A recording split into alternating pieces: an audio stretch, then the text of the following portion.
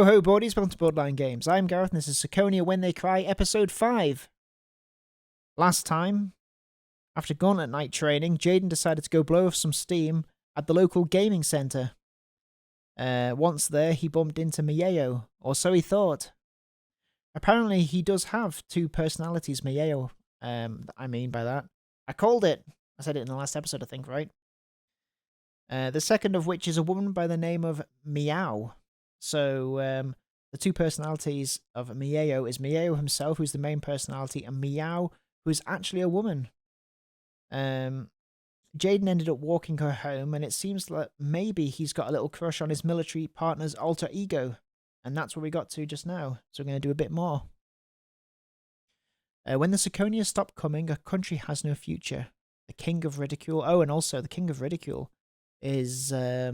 one of those weird cult members, or it seemed like they were a cult, who were planning like the downfall of the Gauntlet Knights, and had infiltrated the Gauntlet Knights with 4 different spies. I wonder whether Mieo's split personality is one of the spies. It'd be weird. There's that clock again.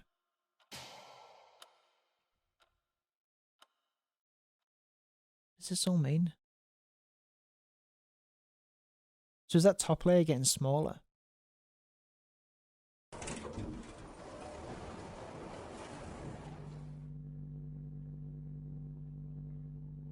The elevator kept going down and down beneath the earth.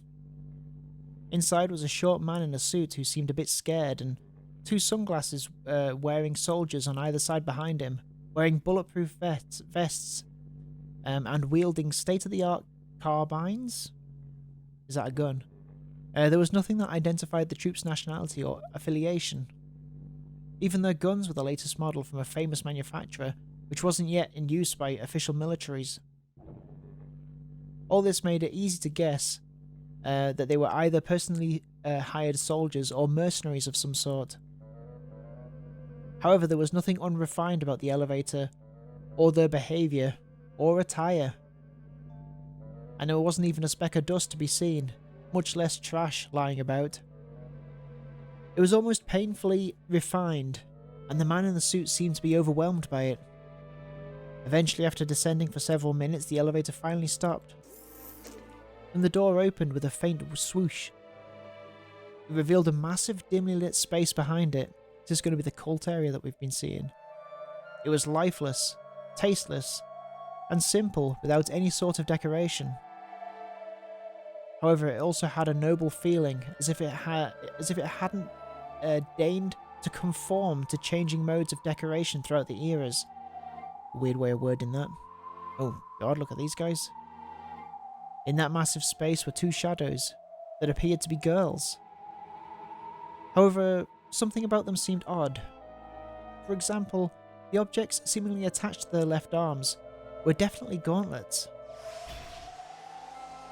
As the girls' expressionless eyes slowly turned to face the man in the elevator, they quietly held out their right arms.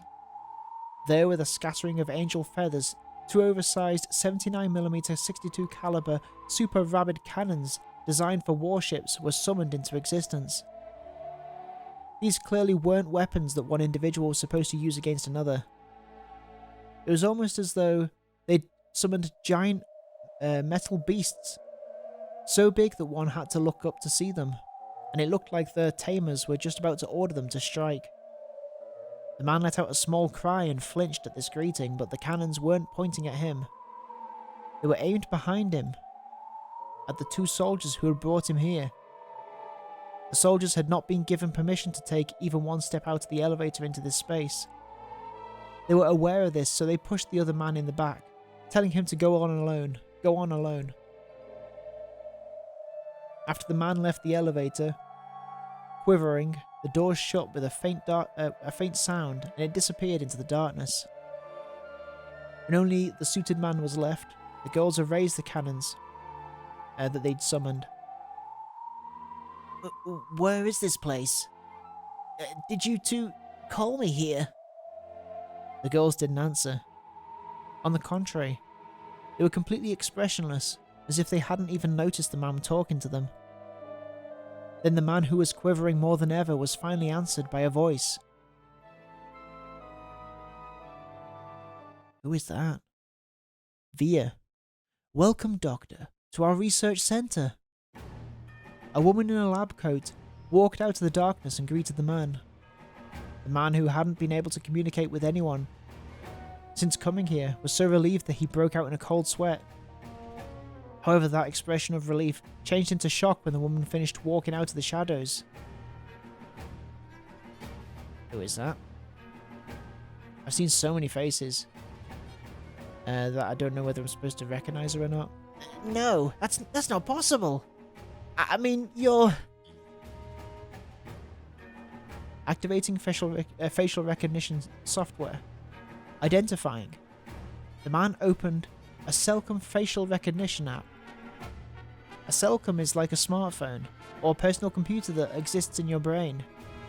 In this era, it was easy to take things you saw with your naked eye and save them as images to look them up on the net. Complete. First possible match, 97%, via Dreisig, physicist. A young genius physicist from ABN Germany who invented the spiritium high-efficiency energy conversion technique, also known as the Dreisig conversion. She was awarded the Bernhard Prize in Physics for this achievement. However, on December the 9th, the day before the ceremony, she disappeared from the hotel in Oslo where she was staying. 2 days later, on December the 11th, a roasted body was found in a city trash incinerator, and it was later confirmed to be Dreisig herself. The investigation team eventually concluded that she got drunk, accidentally went into the collection hatch of an automated trash collector, failed to respond to repeated warnings, and was then thrown into an incinerator and killed in a tragic accident. Yeah, that seems like an obvious way to fake your own death. However, because of Dreisig's accomplishments and various conspiracy theories, many are still convinced that she was assassinated by someone. Are you looking me up with your Celcom? I see. Looks like the Oslo City Police made a mistake. But it's strange. This year you should be... But you still look like you're... Come now, Doctor. This is a world of those who are not human. We've already been freed from the concept of time which makes people age. Since it was coming from a genius physicist, he couldn't tell if it was true or if she was trying to confuse him. He only knew that a genius physicist who had supposedly died mysteriously was alive, and had appeared in front of him looking like she had back then. How long ago were we saying? After that, the man started asking questions about Dreisig's research. In this era, even an empty-handed human could search for information with their Celcom at will. Oops. It wouldn't be impossible to mimic someone else, if you really wanted. However, searching for information was completely different from understanding it. After asking several questions, the man had to admit that the woman in front of him was either via Dreisig herself, or at least a genius scientist on that same level. People who seemed to be scientists in lab coats occasionally appeared in this bleak, dim space. The man casually tried to use facial recognition on all of them. First possible match, 98%, Vitaly Abrikosov, physicist. First possible match, David Wilczek, physicist. First possible match, 97%, Agora Saisai, physicist. What on earth? Just by face matching the few people walking by, he was building up a list of young physicists representing the entire world, and all of them had vanished after mysterious disappearances or accidents. It's true that some conspiracy theorists have amused themselves with the string of famous genius physicists who've mysteriously disappeared or died over the past few decades. What on earth? What on earth? So, you're all alive? No, It's probably fair to say that we're dead. Oh. After all, none of the people here have any ties to the surface anymore. Compared to the joy of attaining ultimate wisdom, wealth, fame, family, and children mean nothing. All the genius scientists who had just walked by were incredibly enthusiastic for their ages, almost like kids who were planning some sort of prank. Rather than charming, it was a little disturbing, as though the ideals that dominated the space were completely different from the real world. And I see that you too are the sort of person who longs to join our side, even if it means abandoning everything you've gained on the surface. Indeed. If I'm able to touch just a bit of God's wisdom, I don't care if I have to sacrifice all my wealth and fame to do it. It's a line all scientists feel like saying at least once when they're drunk. And in fact, he had said this whenever he got the chance. He never imagined that someone would actually respond to that call like this. This is a research institution. We don't call it research. We call it translation. Translation? If the techniques of the gods were written down in the languages of the gods, do you think mere humans would be able to read it? I see. So you call it translation? When you make a discovery, no matter how ground-shaking and ingenious it is, it won't be any use unless the average person can understand it. In other words, without the power of translation, all ingenious discoveries get created the same as the occult. Genius scientists have a desire to make discoveries, but they also have a desire to translate discoveries made by people far more ingenious than them. This desire is held only by the few who are hailed as geniuses. Because they're geniuses, they're saddened by the fact that they'll never meet an even greater genius. They want to touch sparks of inspiration from far greater geniuses to translate them. They don't want to be called geniuses. They want to touch the wisdom of the people they would call geniuses. In this place, several miraculous techniques that we can't even understand are waiting to be translated. What kinds of miraculous techniques? If you truly join us, truly join us a comrade, I'll show you. That A wasn't necessary. You aren't about to tell me that it's super high technology from some ancient unknown civilization or something, right? Would there be some sort of problem if that were the case? The man attempted to joke casually, trying to make it seem as though he had grown comfortable with this situation. However, a clearly disappointed expression rose to Via's face. Whether it's super high technology from an ancient civilization, or alien technology, or an Akashic record built into the fabric of reality, can the source of wisdom ever be a problem?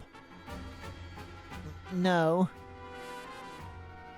All of our comrades here simply view the attainment of ultimate wisdom as their greatest joy. They don't mind putting their wealth, fame, and even their lives on the line for the sake of that joy. You feel the same, don't you? Isn't that right, Doctor? This really was a world of people who were not human, just as she'd said. Yes. Everyone here is dead. They have already died in our world. Does that make this the underworld? Dizzyingly far beneath the ground? If I've been invited here, while I still live. Maybe they thought we were arguing, but the Gauntlet Girls were staring at us through the darkness. You've repeatedly said, through your Kizuna, that you wouldn't mind losing your life if you could touch the wisdom of the gods. Yes. And your achievements more than qualify you to be welcomed in as our comrade. It seems strange to me. When I was first invited here, I was ecstatic, like a maiden in love for the first time. However, you've been fairly lukewarm for a while now. No. I haven't yet been able to fully appreciate how amazing this place is. In the first place, I haven't even had a chance to see this wisdom you're talking about. This wisdom is so captivating that it made so many genius scientists abandon everything on the surface. Unless you show me, I won't be able to take this all in. We're not supposed to show anyone who hasn't sworn to become our comrade. But if it means we'll be able to gain your rare talent, I suppose I could show you before you make your oath. Okay.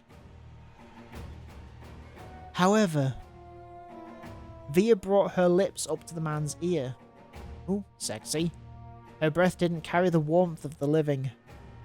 It was the breath of the land of the dead, at the bottom of the earth. Before that, I want you to tell us about those people we love and respect so much.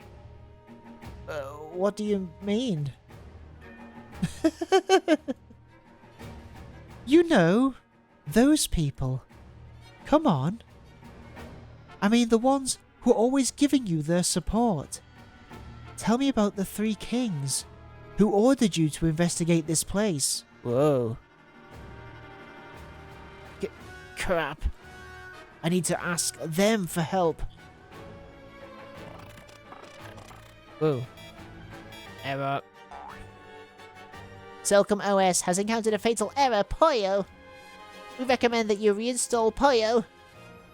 Otherwise, please visit the help desk at a Celcom shop near you. Pollo!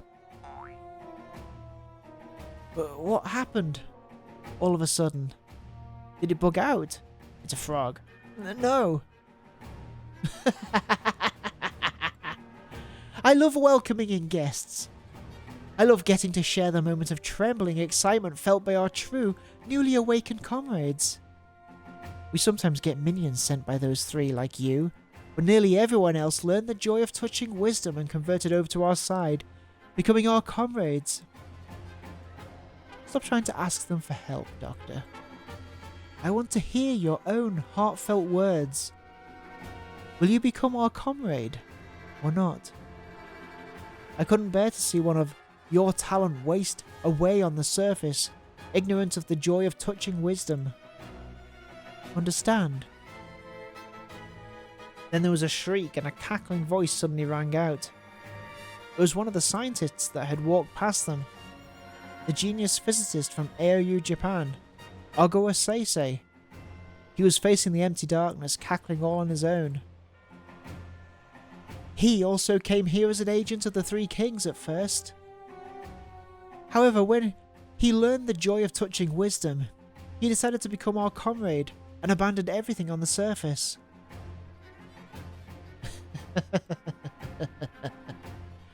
That mysterious laugh didn't seem like it could possibly belong to someone with the gentlemanly attitude he'd been known for. It was as though everything that wasn't necessary for this translation job she'd mentioned had been ripped out of him. For the first time, the visitor deeply regretted accepting this task out of a faint curiosity, as if it'd been some sort of strange spy game. He suddenly realized that there were about 7 or 8 of those inhuman gauntlet girls nearby, forming a large circle around him. They look a bit like the Gauntlet Knights. Oh. Is he dead? Jaden is currently intercepting with a CIWS cannon. Pollo! Interception rate 68%. Pollo! Miyayo is now summoning a missile dispenser. Pollo! Miyayo has been accessing attack drone unnamed. Pollo! Jaden is now summoning high maneuverability missiles. Pollo! That's our Miyayo. What an efficient checkmate. Meow! He noticed that Jaden's missile interception was taking too long, so he made a second and third move without hesitation. He finished his prep by summoning an automated weapon, and now he's going to hit him with everything he's got. Oh, wake me up when it's my turn. Jaden's Reaper Eye has targeted drone unnamed. Pollo! Miyayo is summoning cluster-style high maneuverability guided missiles. Pollo! This is the end, Pollo. Coco. And that's the match. The drone's decoy. Meow. He totally got taken in by Mieo's pattern. Meow. Damn. Am I not gonna make it? This is the end. A splendid barrage of cluster missiles to match the automated attack by the missile dispenser. If he gets swallowed by that saturation bombardment, it's over. Staring blankly.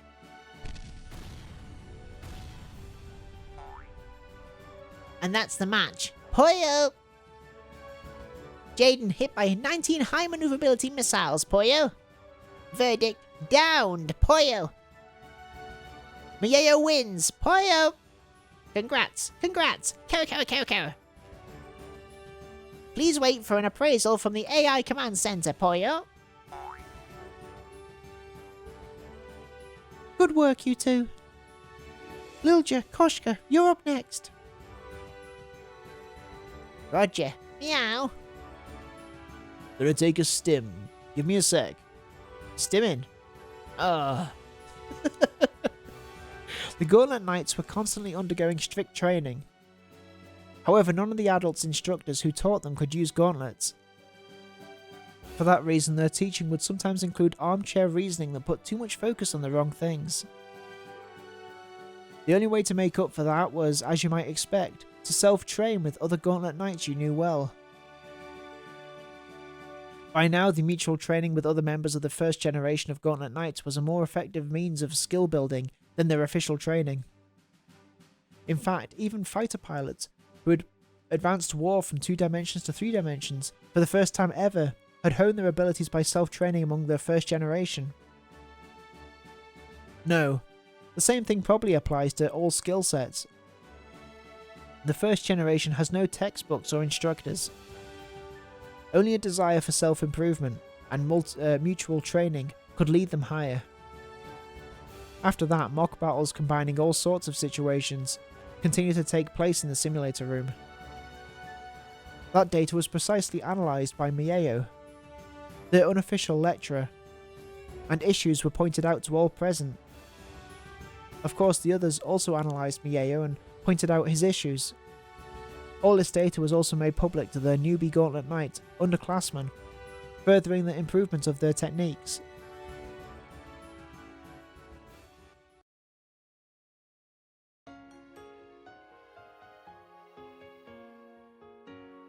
In the cafeteria, where young Gauntlet Knights gathered, Warcat and Gravemole were having a review meeting for their most recent self-training session, which doubled as a Matake Mieo lecture.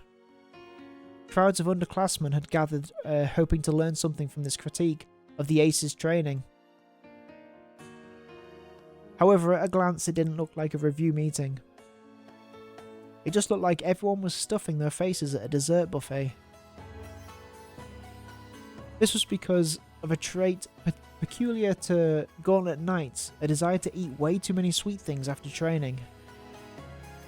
The Gauntlet's energy source was spiritium throughout the atmosphere, but it couldn't be used directly. It only became usable energy through a dry seg conversion that made use of a brain filter.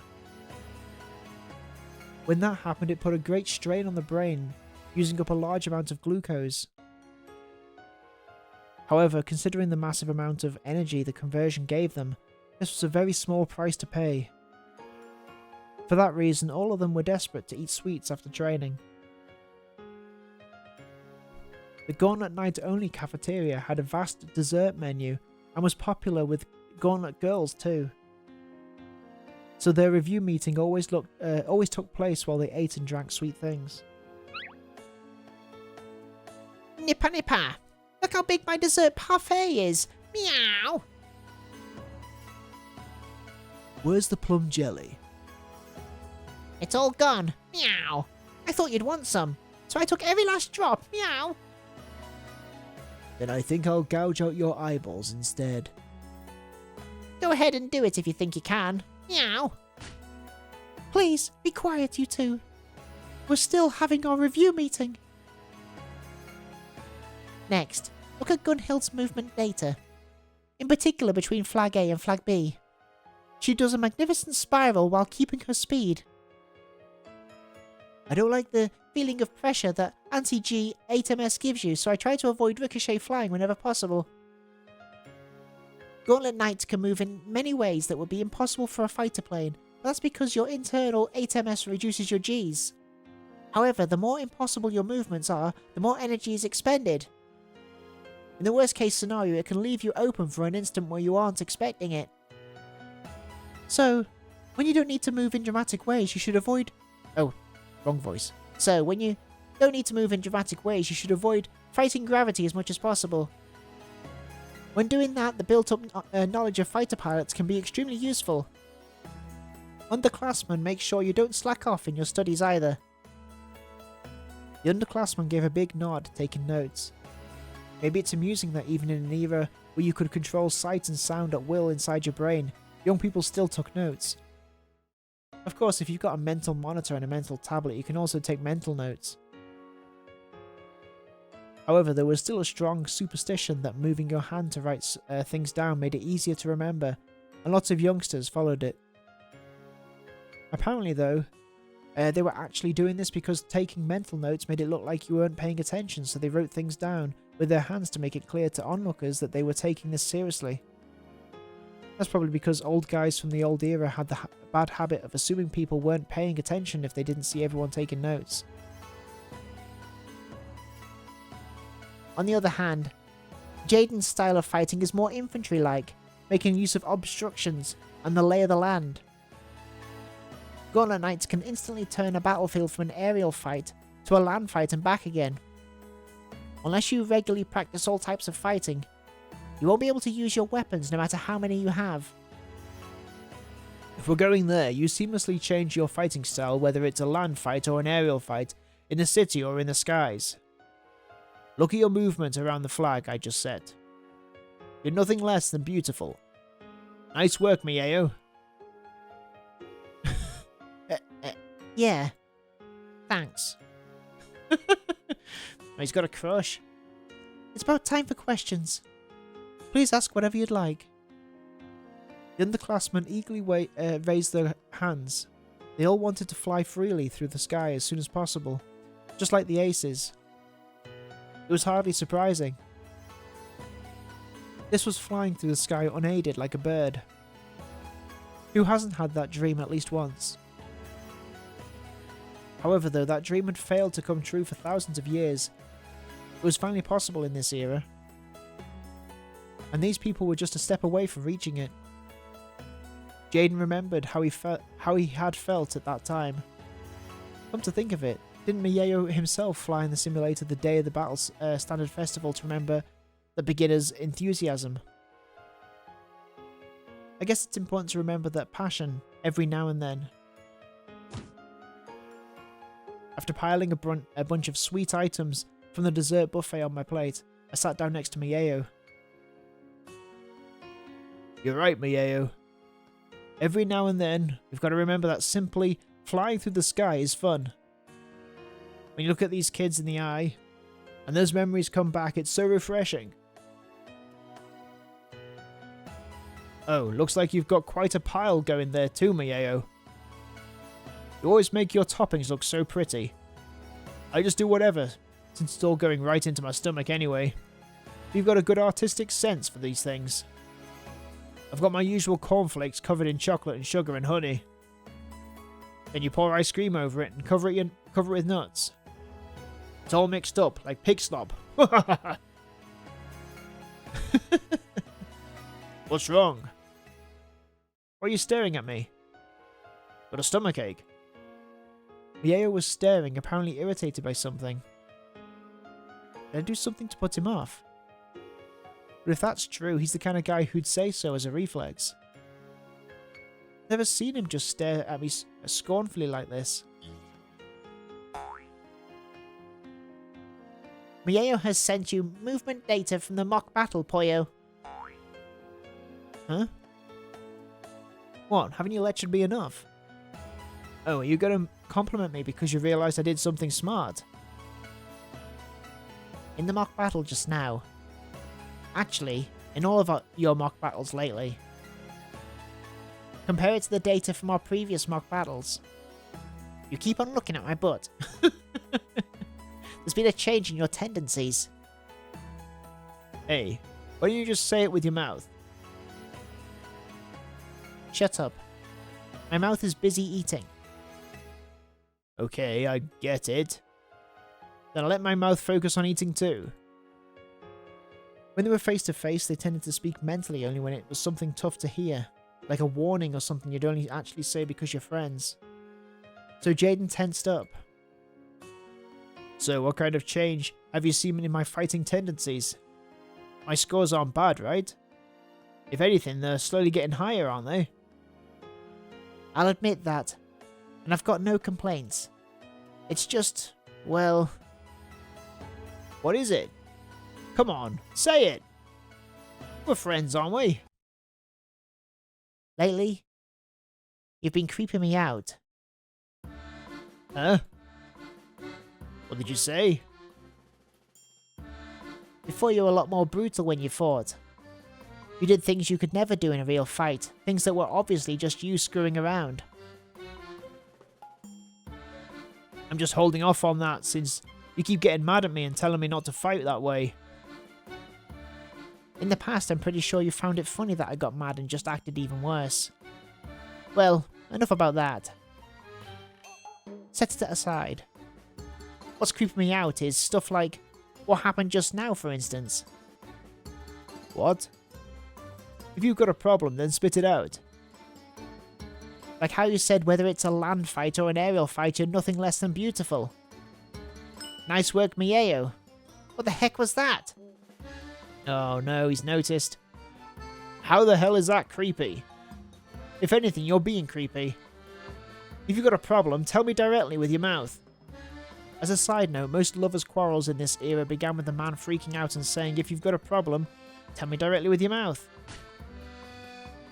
Okay, then I'll say it with my mouth. Of course, this was always the second line of such quarrels. What is it you said when you saw me eating this? Oh, looks like you've got quite a pile going there too, Mieo. And so on. You've got a good artistic sense for these things. Wahaha. Nope, nope, nope. The old you would never say that. True enough, the old Jaden had always teased Mieo and called him a kid when he saw something like that. However, Mieo had noticed a clear change in the way Jaden had been acting towards him. And after we finished training, whenever I was worn out, you'd say I was pathetically thin and tell me to bulk up more, right? But now, what do you do? What did you do today? Hey, nice work, Mieo. You're covered in sweat. Want to use my towel? Hey, your sweat smells pretty good. Yeah, he's being far too obvious. Big sniff. You're doing great, considering how slim you are. But don't overdo it, okay? You can rely on me whenever you need to. Whenever you need to. Got it? Thumbs up. That's hilarious. That's just normal bonding between guys, right? And anyway, we're partners. I won't deny it, and I know you're my partner. But well, you've got a bit overboard lately. Like it's weird the way you touch me. You're getting too close, and you're grossing me out. Don't rub my shoulder, don't sniff me, and don't mess with my hair. Hey, don't say that with your mouth. People will misunderstand. I thought you were the one who wanted me to talk with my mouth. Mieo leapt to his feet, slammed his tray down in the return gate and tried to leave. Jaden returned his tray too and chased after him. Oh, it's rare for those two to argue out loud. I don't really get it, but I'll just go ahead and report this to Yellow Dot Shavit.